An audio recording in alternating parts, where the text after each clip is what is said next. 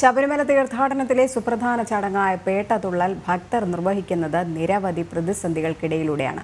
എരുമേലി കൊച്ചമ്പലം മുതൽ ശ്രീധർമ്മശാസ്താ ക്ഷേത്രം വരെയുള്ള പാത തീർത്ഥാടന കാലത്ത് വിശുദ്ധ പാതയാക്കി മാറ്റുമെന്ന സർക്കാർ പ്രഖ്യാപനം ഇതുവരെ നടപ്പായിട്ടില്ല.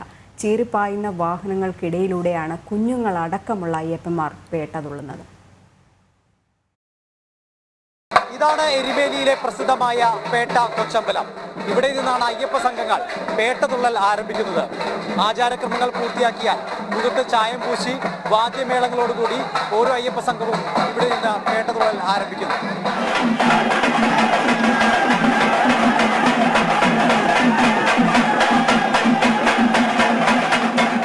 പേട്ടതുള്ളൽ ആരംഭിച്ച് അയ്യപ്പ സംഘം കൊച്ചമ്പലത്തിൽ നിന്ന് ഇറങ്ങിയ ഉടനെ തന്നെ വാവരുപള്ളിയിലേക്ക് കടക്കുന്നതിന് മുമ്പ് ഈ സംഘത്തെ പോലീസ് തടയും. വാഹനങ്ങൾ കടത്തിവിടുന്നതിന് വേണ്ടിയാണ് ആദ്യത്തെ തടയം. വാവരുപള്ളിയും കടന്ന പേട്ടതുള്ളൽ മുന്നോട്ട് പോകുന്നതിനിടെ രണ്ടിടങ്ങളിൽ പാർക്കിംഗ് ഗ്രൗണ്ടിലെ സ്വകാര്യ ജീവനക്കാർ പേട്ട സംഘങ്ങളെ തടയും. അതും കഴിഞ്ഞ് മുന്നോട്ട് പോകുമ്പോൾ വീണ്ടും പോലീസിന്റെ നിയന്ത്രണമെത്തി.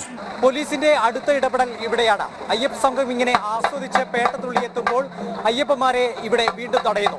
KSRTC ബസ്സുകൾ ഉൾപ്പെടെയുള്ളവ കടത്തിവിടുന്നതിന് വേണ്ടിയാണ് അടുത്ത തടയം. ഇതിനു മുമ്പ് 3 ഇടങ്ങളിലായി സ്വകാര്യ പാർക്കിംഗ് കേന്ദ്രങ്ങളിലേക്ക് അവിടുത്തെ ജീവനക്കാരും അയ്യപ്പന്മാരെ തടയും.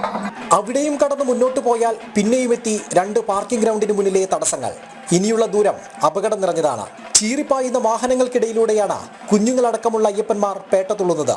തീർത്ഥാടന കാലത്ത് പേട്ടതുള്ളൽ പാതയിൽ വാഹനങ്ങൾ പരമാവധി കുറയ്ക്കാൻ മറ്റു റോഡുകളിലൂടെയുള്ള ഗതാഗത പരിഷ്കാരം കൊണ്ട് സാധിക്കും. പക്ഷേ അത് നടപ്പാക്കാത്തതിന് പിന്നിൽ കച്ചവട താൽപ്പര്യങ്ങൾ ഉണ്ടെന്നാണ് ആരോപണം. കൂടാതെ ഈ പാത തീർത്ഥാടന കാലത്ത് വിശുദ്ധ പാതയാക്കി മാറ്റുമെന്ന സർക്കാർ പ്രഖ്യാപനവും ഇതുവരെ നടപ്പായിട്ടില്ല.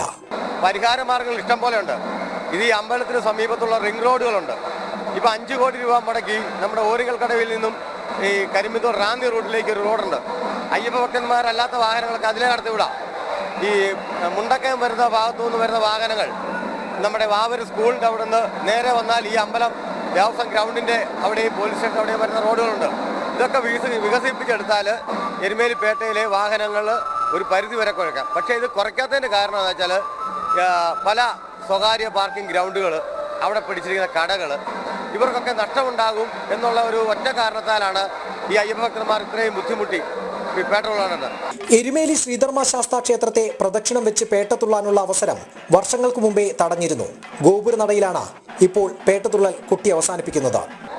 എരുമേലി ശ്രീധർമ്മശാസ്താ ക്ഷേത്രത്തിൽ പേട്ടതുള്ളൽ അവസാനിപ്പിക്കുമ്പോൾ വ്രതമനുഷ്ഠിച്ചെത്തുന്ന അയ്യപ്പന്മാർ അനുഭവിക്കേണ്ടി വരുന്ന പ്രതിസന്ധികൾ ഇങ്ങനെയാണ്. തീർത്ഥാടന ടൂറിസത്തിന് ഏറെ സാധ്യതകളുള്ള മനോഹരമായ ഒരു ആചാരത്തെയാണ് നമ്മുടെ സംവിധാനങ്ങൾ ഇങ്ങനെ ഞെക്കിക്കൊല്ലുന്നത്. ക്യാമറമാൻ മനോജ് വട്ടിയൂർക്കാവിനൊപ്പം മിഥുൻ അയ്യപ്പൻ, ജനം, എരുമേലി.